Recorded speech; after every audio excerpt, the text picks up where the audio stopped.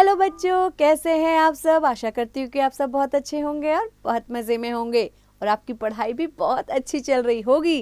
तो बच्चों, आपकी इसी पढ़ाई को आज आगे बढ़ाते हुए हम पढ़ रहे हैं एक सुंदर सी कविता जिसका शीर्षक है कदम्ब का पेड़।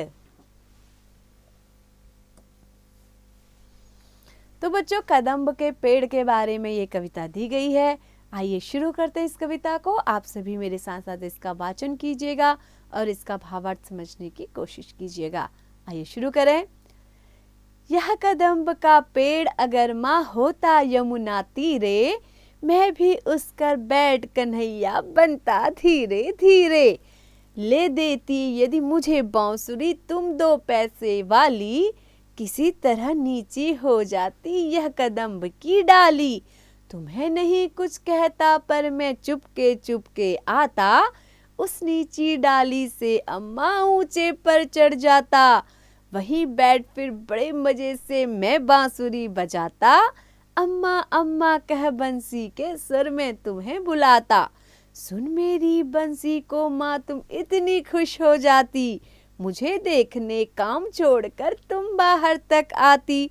तुमको आता देख बांसुरी रख में चुप हो जाता, पत्तों में छिपकर धीरे से फिर बांसुरी बजाता। तो बच्चों, इस कविता में कवि कह रहा है कि एक जो बालक है वो क्या कह रहा है, वो कह रहा है कि अगर यह कदम्ब का पेड़ यमुना तीरे होता, कदम्ब का जो पेड़ है अगर यमुना तीरे मतलब यमुना नदी के किनारे होता, तो मैं भी उस पर बैठ करके क्या बन जाता, कृष्ण कन्हैया। जैसे कृष्ण कन्हैया यमुना के किनारे कदम्ब के पेड़ पर चढ़कर बांसुरी बजाया करते थे, तो वैसे ही मैं क्या करता, उस कदम्ब के पेड़ पर बैठ जाता। और यदि तुम मुझे 2 पैसे की एक बांसुरी भी दिला देती और ये डाली किसी तरह नीचे हो जाती, तो मैं क्या करता, उस बांसुरी को लेकर के चुपके चुपके तुम्हें बिना बताए क्या करता, उस डाली पर चढ़ता और उस नीची डाली से ऊपर पहुंच जाता। और फिर ऊपर पहुंचकर कदम्ब के पेड़ पर बैठकर बड़े मजे से मैं बांसुरी बजाता और मैं उस बांसुरी के स्वर से अम्मा अम्मा कह करके तुम्हें बुलाता। और जब मैं बांसुरी बजाकर तुम्हें बुलाता तो तुम इतनी खुश हो जाती कि तुम अपना सारा काम छोड़ देती और मुझे देखने के लिए बाहर आती। और जैसे ही मैं तुमको आता हुआ देखता तो मैं बांसुरी को बजाना बंद करके चुपचाप पत्तों में छिप जाता और फिर वहां छिप करके बांसुरी को बजाता। आगे बढ़ते बच्चों। गुस्सा होकर मुझे डांटती कहती नीचे आ जा, पर जब मैं नहीं उतरता हंसकर कहती मुन्ना राजा। नीचे उतरो मेरे भैया तुम्हें मिठाई दूंगी, नए खिलौने माखन मिश्री दूध मलाई दूंगी। मैं हंसकर सबसे ऊपर की टहनी पर छिप जाता, एक बार माँ कह पत्तों में वहीं कहीं छिप जाता। बहुत बुलाने पर भी माँ जब मैं न उतर कर आता, तब माँ का हृदय तुम्हारा बहुत विकल हो जाता।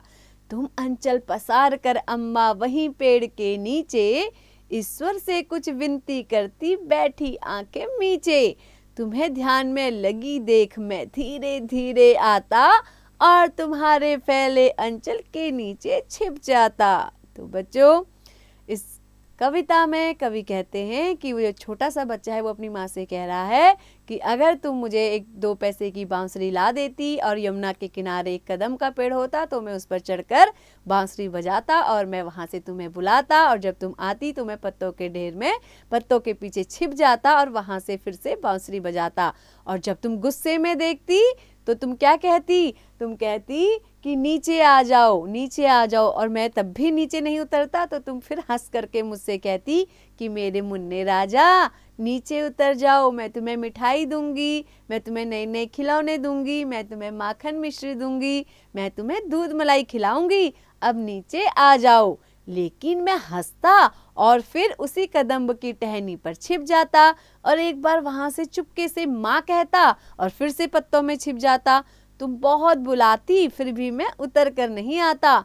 लेकिन माँ, जब तुम्हारे माँ का हृदय यानी कि जो माँ का दिल होता है वो कैसा होता है, बहुत ही कमज़ोर होता है। जब वो अपने बच्चे को नहीं देखती तो उसका मन क्या हो जाता है, बहुत ही विकल यानी परेशान हो जाता। तो माँ, जब तुम और तुम्हारा हृदय बहुत परेशान हो जाता तो तुम क्या करती, अपने आंचल को फैलाकर पेड़ के नीचे भगवान से विनती करती, अपनी आंखों को बंद करके कि हे भगवान, मेरे बच्चे को कैसे ही मुझे नीचे बुला दो, कैसे ही मेरा बच्चा पेड़ से नीचे उतर जाए।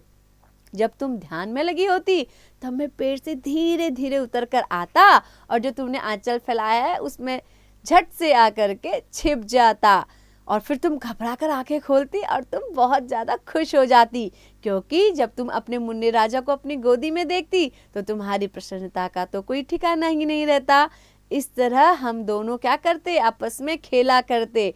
और माँ, हम तुम धीरे धीरे माँ कदम्ब का पेड़ अगर यह होता यमुना तेरे, अगर इस यमुना नदी के किनारे वैसा ही कदम्ब का पेड़ जो कृष्ण के ज़माने में होता था, ऐसा ही कदम्ब का पेड़ होता तो हम तुम इसी तरीके से रोज आपस में खेला कूदा करते। तो बच्चों, ये सुंदर सी कविता लिखी है सुभद्रा कुमारी चौहान जी ने। आशा करती हूँ कि बच्चों आपको ये कविता अच्छे से समझ में आ गई होगी। तो ऐसे ही पढ़ते रहिए, आगे बढ़ते रहिए, और हाँ, इसका वाचन लगातार कर कीजिए, और जिससे आपको ये कविता अच्छे से कंठस्थ हो जाए, और इसको अपनी कक्षा में भी सुनाइए। तो ऐसे ही पढ़ते रहिए, आगे बढ़ते रहिए, और हाँ, इसका अभ्यास अवश्य कीजिए।